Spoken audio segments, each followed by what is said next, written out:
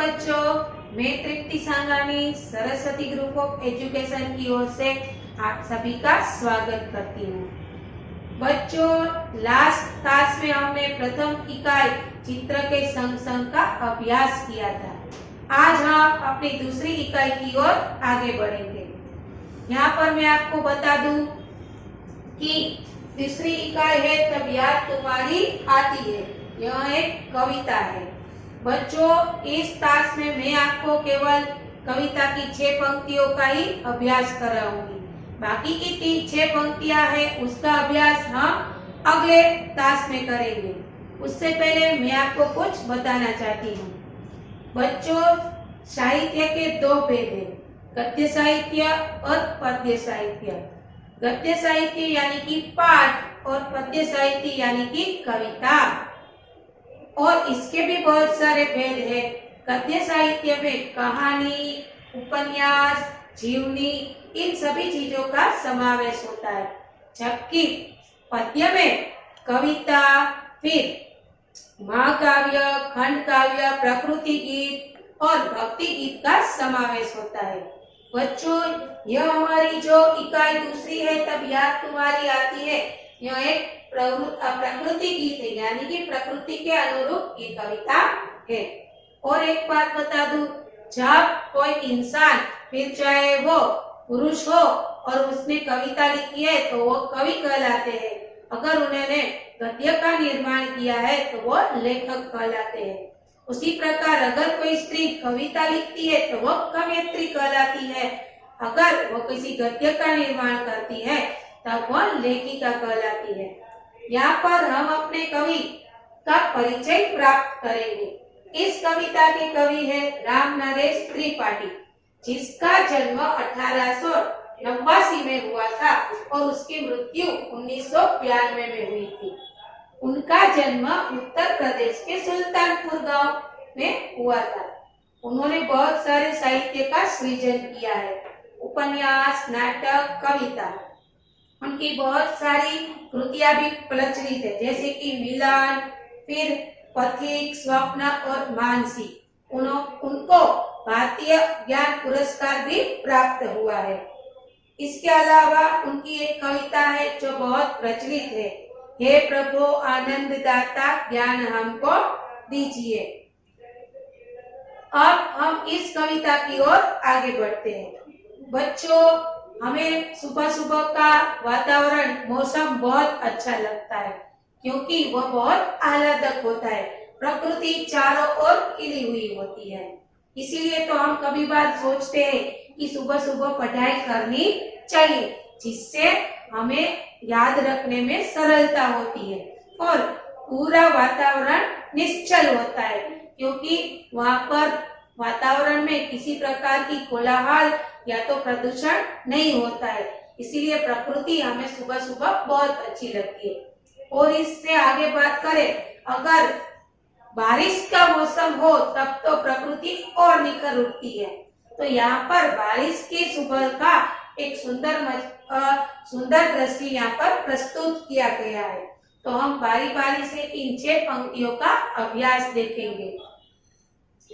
जब बहुत सुबह चिड़िया उठकर कुछ गीत खुशी के गाती है, कलियां दरवाजे खोल खोल जब दुनिया पर मुस्काती है, खुशबू की लहरें जब घर से बाहर आदोड़ लगाती है, हे जग के सिरजनहार प्रभु तब याद तुम्हारी आती है।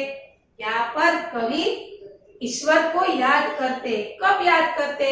जब वो सारी प्रकृति का सुंदर दृश्य देखते हैं, सुबह का आह्लादक वातावरण को देखते हैं, तब उसे ईश्वर की याद आ जाती है। उससे पहले हम कुछ शब्दार्थ देख ले, जिससे आपको कविता का भावार्थ समझने में सरलता रहेगी। सुबह यानी कि प्रातः काल, भोर, चिड़िया, यहाँ पर चिड़िया यानी पंछी, खुशबू यानी कि महक, सुगंध, लहर यानी कि तरंग, सिरजनहार यानी कि सृष्टि की रचना करने वाला ईश्वर। ओके, अब हम पंक्तियां देखते हैं। यहाँ पर कवि बताते हैं, जब बहुत सुबह चिड़िया उठकर बहुत भोर में जब पंछी उड़ जाते हैं और वो कुछ गुनगुनाते हैं, तब ऐसा लगता है कि मानो वो कुछ खुशी के गीत गा रहे हो। कलियां दरवाजे खोल खोल जब दुनिया पर मुस्कुराती है, यानी कि जब फूल खिले नहीं होते हैं, तब वो छोटी छोटी कलियों के रूप में होते हैं। हम कई बार देखते हैं कि रात के समय तो कली इतनी छोटी थी, जब हम सुबह उठते हैं तब देखते हैं कि कलियां धीरे धीरे अपने को प्रकट करती है, यानी कि फूल के रूप में प्रस्थापित होती है। तो जब वो कली पंखी अपने पंखुड़िया यानी कि उसके दरवाजे, यहाँ पर दरवाजा यानी कि पंखुड़िया, फूलों की जो पंखुड़िया होती है वो धीरे धीरे खुलती है। जब वो खिलती है तो मानो ऐसा लग रहा है कि वो सारी दुनिया पर मुस्कुरा रही है। हम भी जब फूल खिले हुए देखते हैं तो हमें भी महसूस होता है, खुशी महसूस होती है। हम भी हंसी का एहसास करते हैं, मानो वो फूल हमारे सामने हंस रहे हैं।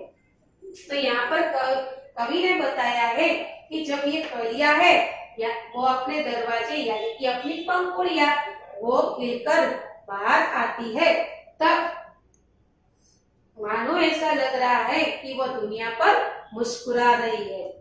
खुशबू की लहरें जब घर से बाहर आदोड़ लगाती है, हे जग के सृजनहार प्रभु तब याद तुम्हारी आती है। जब पंखुड़ियां खिल जाती है यानी कि फूल है वो पूरी तरह खिल जाता है, तब वो हमारे सामने मुस्कुराता है, ऐसा एहसास होता है। और जैसे ही फूल खिल जाता है उसके अंदर जो खुशबू रहती है वो चारों ओर फैल जाती है, उसकी महक चारों ओर आ जाती है।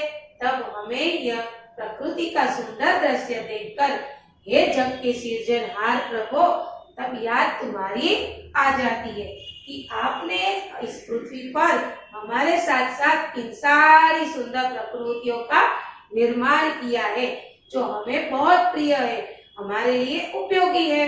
इसीलिए हे प्रभु हम आपको याद करते हैं। तो बच्चों, आपको यह 6 पंक्तियां समझ में आ गई होगी। मैं अपना टास्क खत्म करूं इससे पहले मैं आपको बता दूं कि इस वीडियो के बाद आपको एक वर्कशीट दी जाएगी जो आपका गृह कार्य होगा। आपको अपना गृह कार्य अपनी रफ बुक में करना है और रफ बुक में दिनांक, फिर वार और ये इकाई कितनी है, पहली दूसरी ये सारी चीज उसमें डालनी है और बारी बारी से सभी प्रश्नों को लिखना है। बच्चों, यह टास्क खत्म करने से पहले मैं आपको बता दूं कि इन 6 पंक्तियों में से कुछ विलोम शब्द भी लिखते हैं, जैसे कि सुबह तो उसका विलोम होता है शाम, खुशबू का विलोम होता है बदबू। यह वीडियो यह टास्क खत्म करने से पहले मैं आपको कुछ फिर से याद दिला देती हूँ, जैसे कि ईश्वर को कौन याद कर रहा है, तो ईश्वर को कवि याद कर रहे हैं। ईश्वर को कवि क्यों याद कर रहे हैं, क्योंकि प्रकृति का इतना सारा सृजन देखकर ईश्वर की याद आ जाती है। और आगे देखें, कलियां क्या कर रही है, तो कलियां दरवाजे खोलकर दुनिया पर मुस्कुरा रही है। ओके, खुशबू की लहरें कहाँ जाती है, खुशबू की लहरें बाहर दौड़ लगाती है। किस चीज की खुशबू लहरें लगाती है, फूलों की खुशबू यानी कि कलियों की खुशबू बाहर दौड़ लगाती है। हे जग के सृजनहार प्रभु तब याद तुम्हारी आती है। इस पंक्ति का क्या अर्थ होता है, इस पंक्ति का अर्थ होता है कि ये सारी प्रकृति देखकर हे ईश्वर हमें आपकी याद आ जाती है। बच्चों, यहाँ पर मैं अपना टास्क खत्म करती हूँ। धन्यवाद।